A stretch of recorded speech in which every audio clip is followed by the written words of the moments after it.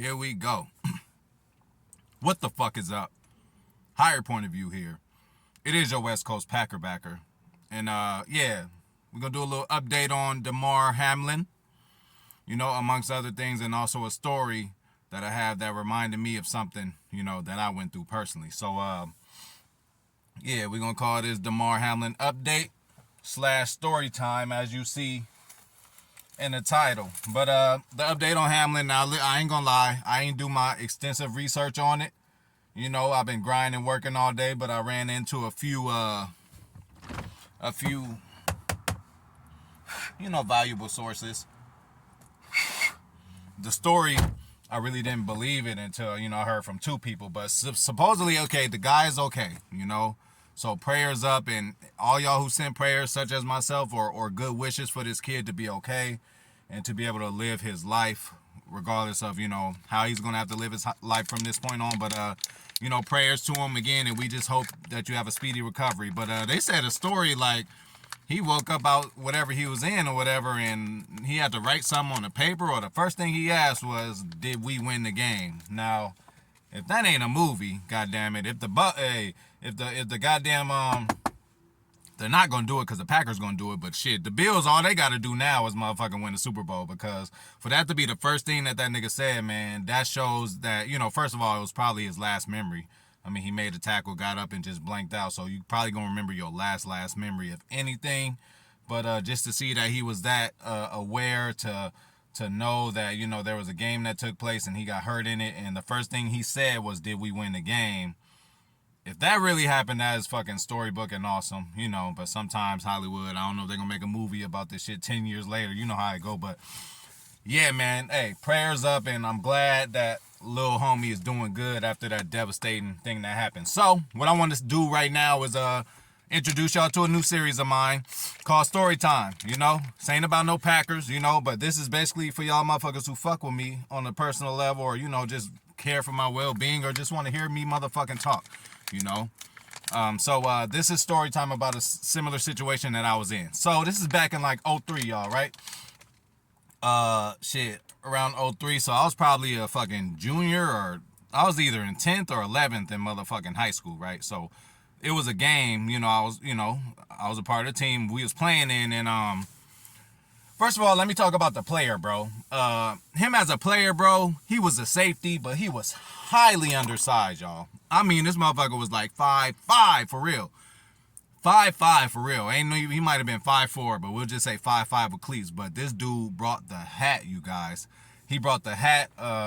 Hey, y'all, chill the fuck out. Go sit down, sit back. This motherfucking story time on Higher Point of View. Get you a drink, get you a smoke. Shout out to everybody. You know what I'm saying? Thanks for all y'all support. Always fucking with me, watching me, having me a little drink too. Hey, seltzer, I told y'all I'm about to drop 20 on y'all. I'm gonna have to drop 20 for this playoff run. I was gonna do it just for next season so I could be nice and fit next year. But shit, we about to do a Super Bowl, run right now. So I'm gonna start losing weight now,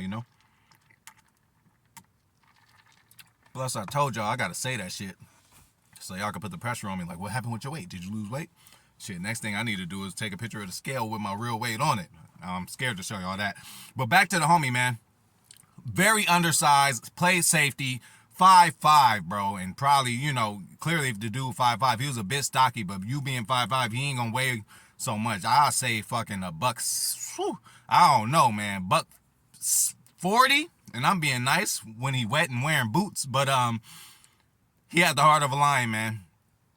Tackle, he ended up getting a lot of fumbles, because I would say the low gravity of his body, his head normally ends up around the football. So when he goes in for a tackle, and he was a pure tackler, wrap up and everything every time, to the point where coach, whenever there was a tackling drill, he used this motherfucker. Not only because he was the smallest motherfucker on the team, so he letting everybody else know, y'all motherfuckers ain't got no excuse if this little nigga run in and do this shit. But, he just was a very good tackler. And, he was so small anyway, and he was, he hit with an impact, so he got a few fumbles, man. He got a lot of fumbles. He was a hell of a player. And there's been players in the NFL, 5'6", like Darren Sproles, 5'9" at corner, 5'8". There's been players, not that many. Even Darryl Johnson, or the Redskins corner, he might be about 5'8", 5'9", so, you could do it with not having size. And another thing about him, When he made a hit, he had the whole team just going crazy. Because, again, he's so small. And when we go play other teams, all the teams always laughed at him like, oh, you getting in today? And he would be starting. That motherfucker was just a hard hitter. So that's the kind of player he was. So this is what happened. It was the second quarter when he got hurt, all right? It was the second quarter, and it was a rivalry game. It might have been the first game of the season. I don't remember. But it was a rivalry game, a team in a school that we didn't like. So it was the second quarter, and the score was 10-6. Now, I was going to say maybe we kicked 2 field goals, but we did not because our fucking kicker was horrible. So what happened was we scored, and he missed a fucking PAD. That's what happened. That's how we had 6. And they had 10 in the second quarter, early in the second quarter. Then my bro gets hurt. So, first of all, a couple of plays before he gets hurt, which is so eerie to me, and, me and the homies talked about it, we was mad, but a couple of plays before he got hurt, I want to say the play before to be dramatic. Fuck it, I'm going to be dramatic. It's story time. It was probably the play before, a few plays before. It ain't going to be no more than the series before. He came on the sideline whenever y'all know, whether you tired or you hurt or something, to get out of the game, you do this. So we see him doing that. We like, damn, bro, getting out the game? So he go to the sideline, coach is heated, because, he know the kind of heart he has. So he was kind of shocked. He said, what? Get back in there. And then the homie couldn't even talk. He was just in so much pain. So he just took his glove off and he showed his finger to the,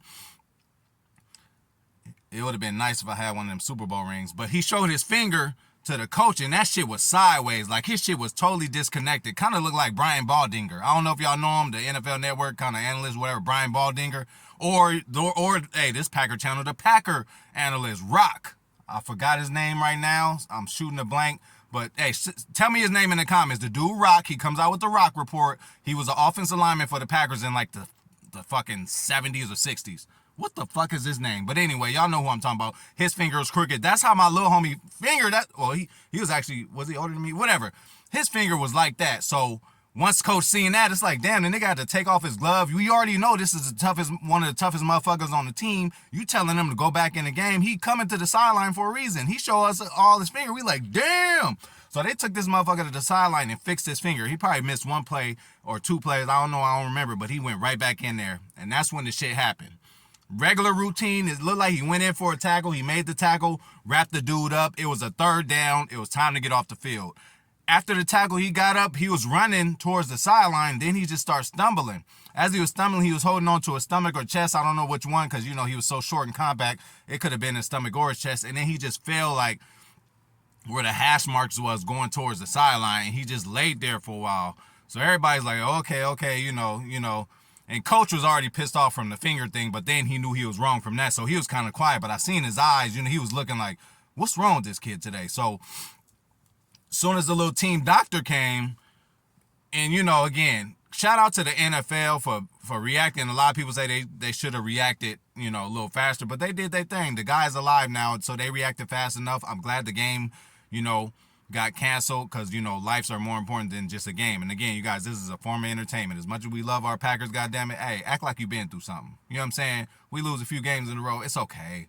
They're going to come back. They're going to have winning seasons. They're going to have losing seasons. We all going to enjoy the Packers when they score. We ain't going to like it when they lose. But just, get a little perspective, Motherfuckers are putting their lives on the line. You don't just walk on the field and play football. You got to sign up. Your mom got to let you do it. You got to have parents. You got to sign all kind of shit you just let people know that you can potentially get hurt in this game. And I played it for a good amount of my life, and I just have a certain different respect for it.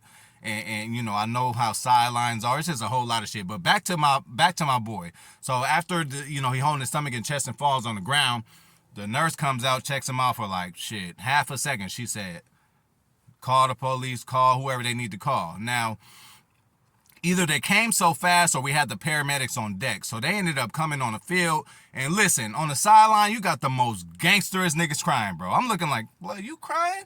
I wasn't crying. Now, it wasn't nothing wrong with crying at that time, especially what we heard after. But at the time, motherfuckers fall down, get hurt, get taken off on the stretcher. I mean, I was feeling for my boy, but I'm still in game mode. I'm like, I got to worry about this. It's close. It's 6-10. And then, I'm thinking about that guard. I'm like, bro, I'm going to get your ass, bro, the next time. So I'm thinking about all kind of shit. And I'm still game ready. That's how, you got certain different kind of players on the team. As you seen in that NFL game with the Buffalo Bills, you had motherfuckers, grown men crying like babies, that kind of shit happens. I wasn't crying this time. I wasn't crying.